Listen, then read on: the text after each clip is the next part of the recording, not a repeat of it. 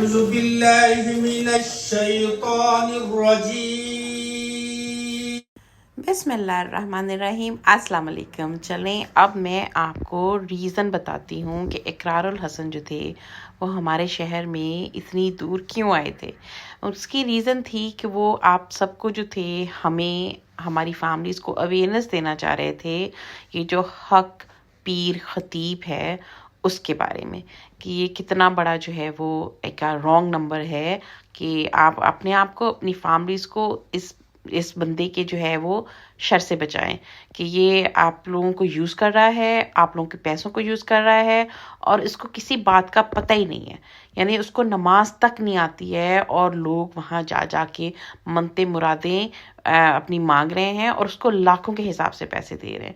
तो ये जो मैंने मेरा एक शॉर्ट भी है जिसमें मैं इकरारुल हसन से कह रही हूँ कि आप कितने कंटेनर्स जाएंगे, तो वो इसके बिहाइंड द सीन ये था कि इकरारुल हसन साहब जो थे उन्होंने फिगर आउट किया था कि मैनचेस्टर में और इंग्लैंड में जब वो आए थे पीर खतीब साहब, तो जो लोकल कम्युनिटी थी उन्होंने उसको जो पैसे सोना जो दिया होगा उनको जो गिफ्ट्स गए थे वो 3 बड़े कंटेनर्स थे जिसके अंदर उनके गिफ्ट्स गए थे। आप इमेजिन कर सकते हैं कि कितने ज़्यादा गिफ्ट्स उनको यहाँ से मौसूल हुए थे। तो वो मैं उनको छेड़ रही थी। हमने तो सिर्फ उनको कम्युनिटी के किसी एक बंदे ने उनको कुछ गिफ्ट कर दिया और मैं उनको उस पर हंस रही थी कि जो है वो आप कितने कंटेनर्स आपके जा रहे हैं। तो ये इस सिलसिले में जो थे वो हमारी में आए थे और लोगों की बहुत बड़ी तादाद थी वो इसमें शामिल थी। होस्ट करने वाले मेरे चाचा थे और इस तरह से जो था ये प्रोग्राम चला। उनके साथ एक पूरी टीम आई थी और जो लोग उनको होस्ट कर रहे थे ग्लासगो में, मैनचेस्टर में, वो सभी जो थे वो उनके साथ साथ थे। तो it was a very successful event और उनकी आवाज़ को बहुत मौसर तरीके से जो था वो सबने फॉरवर्ड भी किया, जैसे कि मैं आप तक पहुंचा रही हूँ। आई होप आप अगले लोगों को भी बताएंगे कि वो कितना रॉन्ग नंबर है। आप सबको भी उससे बचना है और अपनी फैमिलीज़ को भी उससे बचाना है। तो ये सारी जो स्टार्ट में मैं इसलिए बात कर रही हूँ क्योंकि ये जो सब बात कर रहे हैं वो वही बात कर रहे हैं और इकरारुल हसन की काविशों को जो है वो अंडरस्टैंड कर रहे हैं। अच्छा, मुझे समझ में नहीं आती कि बंदा इतना किस तरह से सिर्फ लोगों के फ़ायदे के लिए जो है वो इतना दूर तक चलता है। अब इसमें इकरारुल हसन का खुद का क्या फ़ायदा है? उनको क्या इससे मिल रहा है? कुछ भी नहीं। क्या हम उसको पे कर रहे हैं? नहीं। वो आते हैं, मजाल है जो वो हमसे उन्होंने एक पैनी भी ली हो इस इवेंट की या किसी किस्म की, वो बस सिर्फ शाऊर और आगाही के लिए जो है वो इतना सफ़र कर रहे हैं। 2 तरह का सफ़र, हाँ जी, एक सफ़र ट्रैवल जर्नी, एक सफ़र तकलीफ़, तो वो दोनों उठा रहे हैं हम सब के लिए। चलें, मैंने बहुत बातें कर ली, अब मैं आपको इकरारुल हसन के हवाले करती हूँ। आप इनकी बातें सुनिए, हसन साहब तो आपको बताएंगे सब कुछ।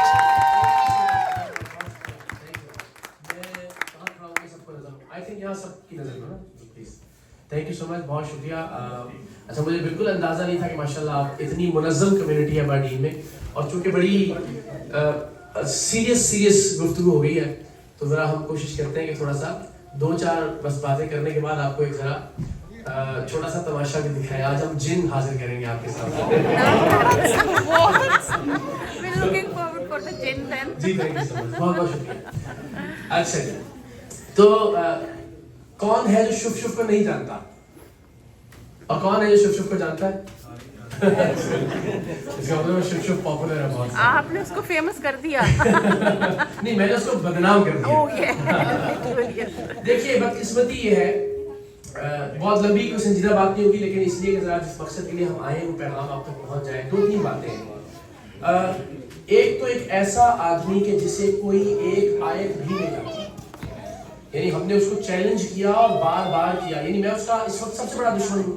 मैं ऐसा दुश्मन हूँ कि जिस पर उसने अटैक करवाए, जिसके घर के बाहर फायरिंग करवाई, जिस पर तेजाब फेंकवाया। मैं जहाँ जहाँ जाता हूँ अपने चेले भेजता है। इवन रोशडल में 40-50 लोग आ गए, अल्लाह जिंदगी ने हमारे माजिद नज़ीर भाई को, उन्होंने उनको एनकाउंटर किया, और बाकी सारी जगहों पर उन्होंने ईमेल्स कर करके जी सिक्योरिटी थ्रेट है इकरारुल हसन को इवेंट कैंसिल करवाने की कोशिश की। तो इतना कुछ वो कर रहा है, तो मैंने उसको सिंपल ये कहा कि भाई मुझे सिर्फ नमाज सुना दो, मैं सारी जिंदगी के लिए टेलीविजन पर और सोशल मीडिया पर आना छोड़ दूंगा। जर्नलिज्म छोड़ दूंगा अगर मुझे नमाज सुना दो। आप ये सोचिए मेरे पास कितनी पक्की खबर थी कि उसको नमाज नहीं आती, कि मैंने अपना करियर दांव पे ला लिया, और अल्हम्दुलिल्लाह उस बदबख्त ने, मैंने उसको 48 घंटे का टाइम दिया, उन 48 घंटों में भी मुझे ये यकीन था कि वो इतना नालायक शुफ है कि वो 48 घंटे में भी नमाज याद नहीं कर सकता, और वो नहीं कर सका। ठीक है, वरना कितना आसान काम था। मैंने नौजुबिल्लाह कोई गैर शरई काम तो नहीं करने को कहा था, नमाज थी, आता सुनाता, और उसके बाद अपना जो सबसे बड़ा मुखालिफ है उसको जेल कर देता। तो जिस आदमी को नमाज नहीं आती, जिस आदमी को एक सूरत कुरान मजीद की कोई एक आयत वो तिलावत नहीं कर सकता, एक हदीस नहीं, यानी 15 साल से वो सोशल मीडिया पर आ रहा है। आपने उसकी सैकड़ों हजारों वीडियोस देखी होगी, उसकी मुख्तलिफ जिन निकालने वाली, लोगों को व्हील चेयर से खड़ा करने वाली, मुंह से कीले निकालने वाली, आंख से जंजीरें बरामद करने वाली, हर चीज करता है वो बदबख्त। आज तक आप उसे कोई हाथ खड़ा करके बताया कि किसी वीडियो में आपने उसको कोई आयत पढ़ते हुए सुना है? नहीं। कोई हदीस पढ़ कहता है मैं सिर्फ 5 साल खत्म नबूवत हूं, कहीं पे उसने कोई बात की हो शुफ के अलावा?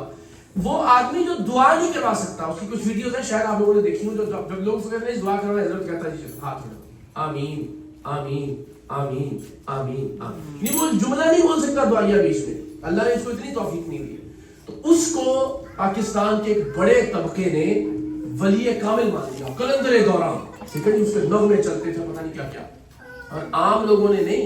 पाकिस्तान के साबिक वज़ीर आज़म राजा परवेज अशरफ साहब उसके अड्डे पर जाते थे, वीडियोस बनती थी, दुआएं देते थे कि जी मेरे इलेक्शन जीतने के लिए दुआ करें। उनको भी छोड़ दें। ISI के साबिक DG अल्लाह की भलाई, जब मैंने कहा ना लोगों को औलाद देता, तो इसका एक चेला है, उसका नाम है सुहेल कलिया, जो इसका ऑफिशियल तर्जुमान है, बलावड़ा शरीफ का ऑफिशियल जो स्पोक्स पर्सन है, उसका नाम है सुहेल कलिया। अच्छा, अब उसकी ना बहुत सारी वीडियोस मौजूद है। आई विश यहाँ आप चला सकते हैं, लेकिन अभी मेरे ख्याल देर हो गई शायद, वरना वो आपको दिखाते कि वो हर वीडियो में ना कुछ कपल्स के साथ खड़ा हुआ होता है। एक वीडियो मौजूद है जिसमें वो सुहेल कलिया, याद रखिएगा, सुहेल कलिया एक कपल के पास जाके कह रहा है, जनाब इनके पास 14 साल से औलाद नहीं थी, मेरे मुर्शिद की निगाह करम से अल्लाह ने इनको औलाद दे दी। लोग कहते हैं जी सुभान अल्लाह, क्या बात है। अब अगले एक और वीडियो बनती है, उसमें एक और कपल के पास खड़ा होता है, जनाब ये इनके हाथ 6 साल से औलाद नहीं थी, यहाँ पर माइक में थोड़ी सी प्रॉब्लम हो गई थी। मैंने कहा मैं बता दूं कि जितनी देर वो इंटरेक्ट कर रहे थे, बहन बीच में लुक में दिए जा रही थी ना, मुझसे तो रहा ही नहीं जा रहा था। मुझे तो ऐसे फील हो रहा था कि जैसे हम कितने अरसे से एक दूसरे को जानते हैं, आज मैं सारे सवाल कर डालूं। ठीक है। वो असल में एक शुभ बैठा हुआ है यहाँ, वो आपको दिखाते हैं।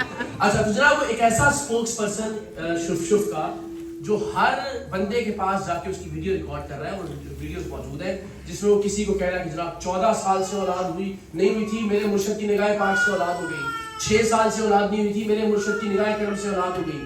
यहाँ तक उसने वीडियो बनाई कि जनाब इन्होंने अल्ट्रासाउंड करवाया था, इनके पेट में बच्ची थी, मेरे मुर्शिद की निगाह पाक से बच्ची बच्चे में तब्दील हो गई, बेटा हो गया, नौजुबिल्लाह। ये वीडियोस मौजूद है। तो वो इतनी वीडियो, मैं बड़ा हैरान हुआ। अच्छा, वो हमारा पुराना रिपोर्टर भी था यार, मैं ना एक मेंशनाबाद एक जगह, वहां का रिपोर्टर भी रहा। तो मैंने कहा यार कमाल आदमी है।